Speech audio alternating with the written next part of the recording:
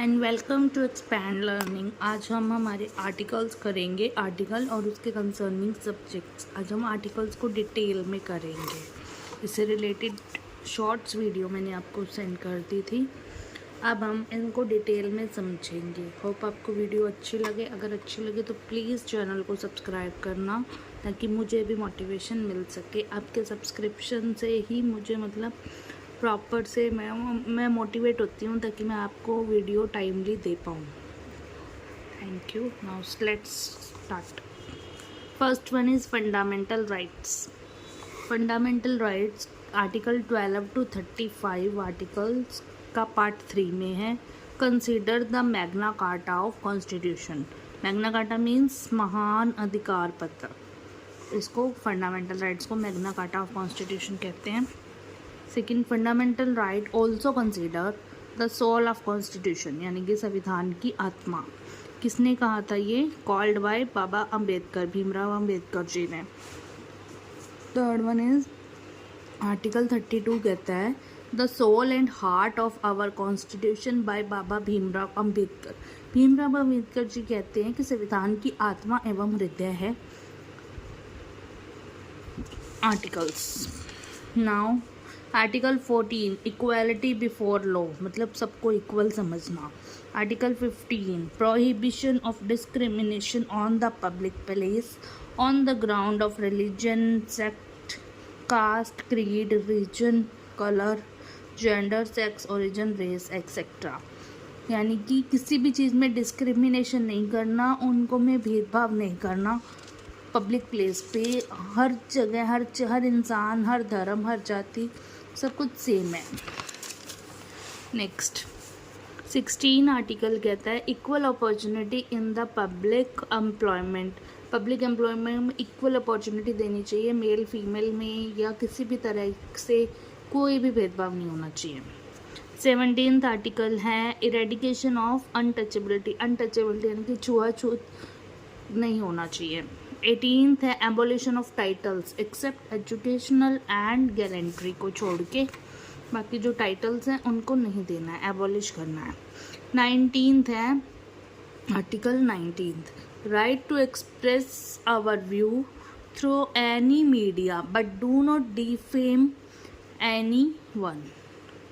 हमें एक्सप्रेस करने का, अपने व्यूज़ को एक्सप्रेस करने का हक है किसी भी मीडिया के थ्रू, बट हम किसी को डिफेम नहीं कर सकते। Article 19A same as above to press media, यही सब प्रेस मीडिया के लिए भी लागू होता है।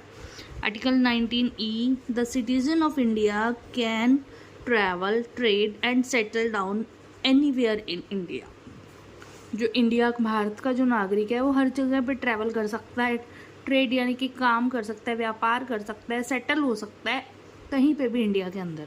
आर्टिकल 20 है patronage to prove yourself in regards of culture. Culture से रिलेटेड अपने आप को प्रूव करना।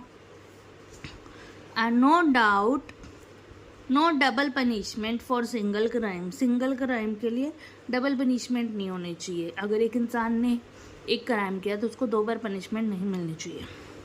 Article 21 save our life and free our body. हमें अपनी लाइफ को बचाना चाहिए और अपनी बॉडी को फ्रीली रखना चाहिए।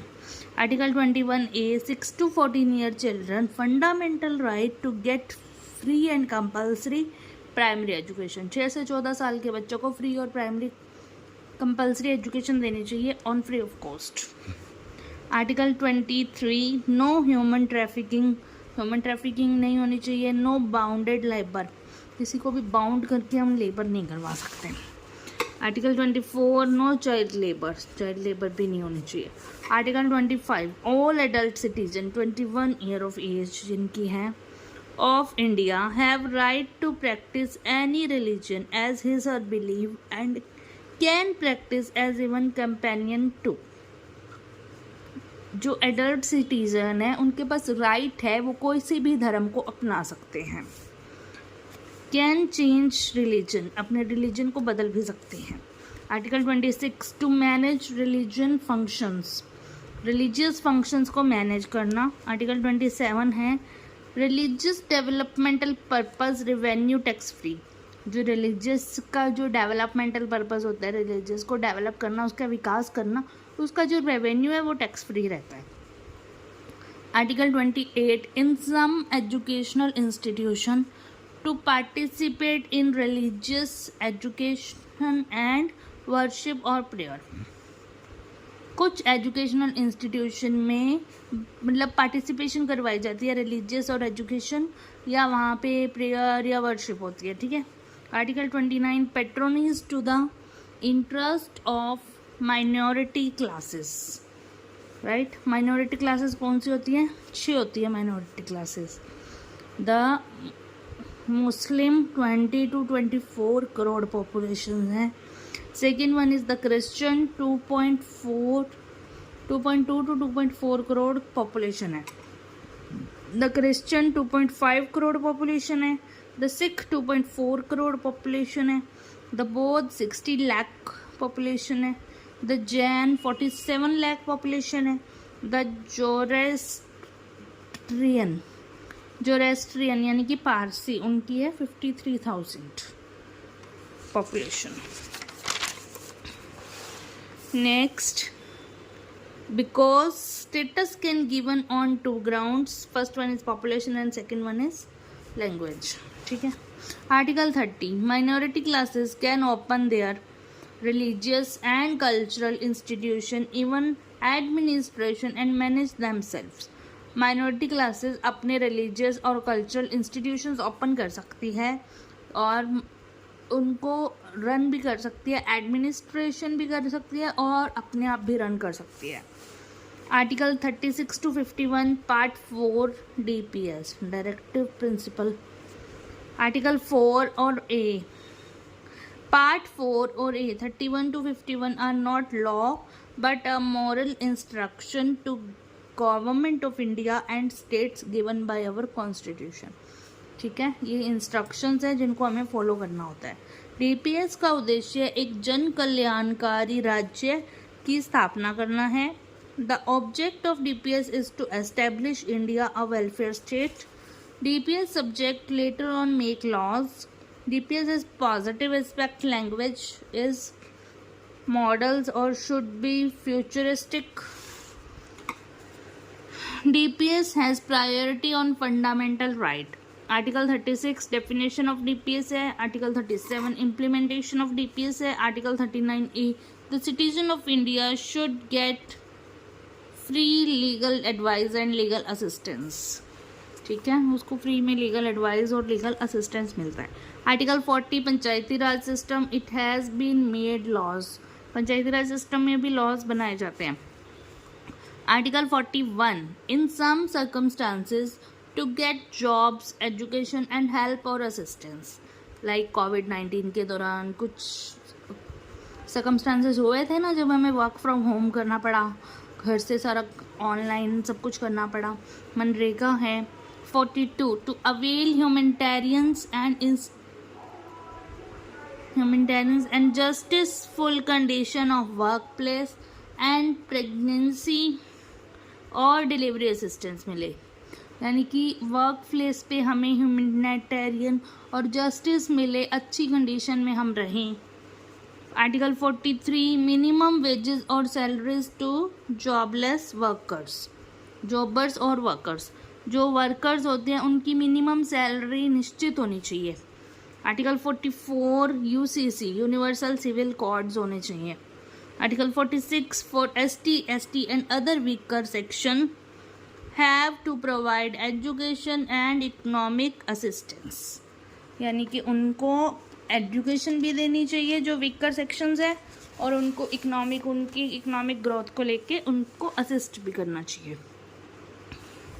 Article 47 to reform and upliftment nutrition living standard and public health, मतलब जो न्यूट्रिशन देना चाहिए उनके लिविंग स्टैंडर्ड ऑफ लिविंग के अकॉर्डिंग, और उनको प्रॉपर हेल्थ देनी चाहिए, अच्छी उनकी केयर करनी चाहिए। Article 48 organisation and patronage as agriculture and animal husbandry, right. Article 49 conservation of environment and preservation and conservation of wildlife, यानी कि हमें वाइल्ड लाइफ को प्रिजर्व करना चाहिए। 1972 में वाइल्ड लाइफ प्रोटेक्शन एक्ट आया था। एग्जाम्पल है नेशनल पार्क्स 8 हैं, सेंचुरीज 600 हैं, रिजर्व्ड फॉरेस्ट हैं, बायोस्फीयर रिजर्व है, dolphin, tortoise, birds, elephant, vulture, tiger, lion, antelope and so on. Antelope को हम बारहसिंगा बोलते हैं। Article 51 India will effort for international peace and security. International peace मतलब अंतर्राष्ट्रीय शांति बनी रहे और उसकी सुरक्षा रहे। एग्जाम्पल यूएनओ पीस फोर्स है, India paying great role. UNO peace force में इंडिया का बहुत बड़ा रोल है। Article 51A part 4 part 1। Article 51A है, सिंगल आर्टिकल है। The fundamental duties of citizen of India towards our nation. 11 duties होती हैं, वो ड्यूटीज के बारे में हम अभी पढ़ेंगे। This fundamental duties added in our constitution in 1976 through 42nd constitution amendment on the recommendation of justice Swaran Singh committee. Justice Swaran Singh committee के रिकमेंडेशन पे ये बनाया गया।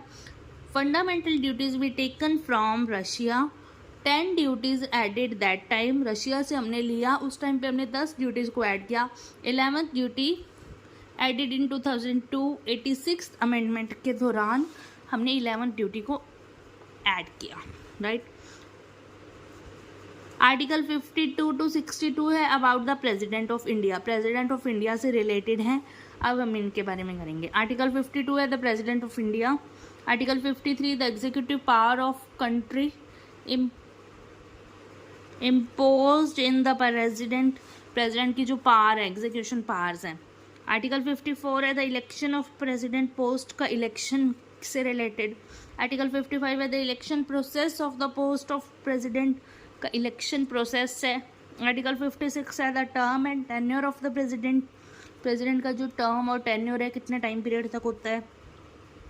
आर्टिकल 57 है the president is eligible for री इलेक्ट और री इलेक्शन। री इलेक्ट होता है कि एलिजिबल है या नहीं है, वो 57 आर्टिकल है। आर्टिकल 58 है the eligibility for president post, president post की एलिजिबिलिटी के लिए। 59 है article 59 the condition for president post. Article 60 the oath taken by president for post and maintain secrecy. जो प्रेसिडेंट ओथ लेता है उससे रिलेटेड।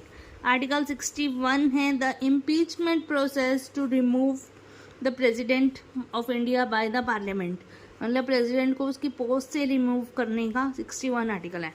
आर्टिकल 62 है in the sudden circumstances fulfil the post of president it's election और process. कुछ immediate circumstances होते हैं जिसमें हमें प्रेसिडेंट को पोस्ट को फुलफिल करना होता है, तो उसके लिए आर्टिकल 62 है। बाकी के आर्टिकल्स हम कल करेंगे। होप आपको ये वीडियो अच्छा लगा होगा। अगर अच्छा लगा हो तो प्लीज़ चैनल को सब्सक्राइब करना। Thank you so much for watching.